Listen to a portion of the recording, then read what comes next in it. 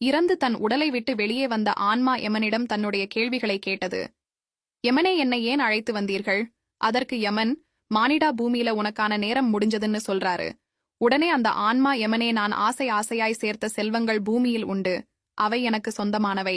அதற்கு யமன், இந்த செல்வங்கள் அனைத்தும் நீ பூமியில் மகிழ்ச்சியாக வாழ்வதற்கு உனக்கு கொடுக்கப்பட்டது. அவை உனக்கு சொந்தம் இல்லை, உன்னால கொண்டு வர முடியாதுன்னு சொல்றாரு. அப்போ ஆன்மா, யமனே, என்னுடைய மனைவி குழந்தைகள் உள்ளனரே, அவர்கள் எனக்கு சொந்தமானவர்கள் தானேன்னு கேட்க, அதற்கு யமன், இல்லை மானிடா, அவர்கள் அனைவரும் உன்னுடைய மனதோடு தொடர்புடையவர்கள், உனக்கு சொந்தம் இல்லை. நீ வாழ்ந்த உடல் கூட மண்ணிற்கு தான் சொந்தம். அப்போ எனக்கென்று பூமியில் எதுவும் சொந்தம் இல்லையா என்று அந்த ஆன்மா கேட்க, அதற்கு யமன், நீ வாழும் காலத்தில் மற்றவர்க்கு செய்த பாவம் மற்றும் புண்ணியம் மட்டுமே உனக்கு சொந்தமானவை. இவை இரண்டை மட்டுமே உன்னால் கொண்டு வர முடியும்.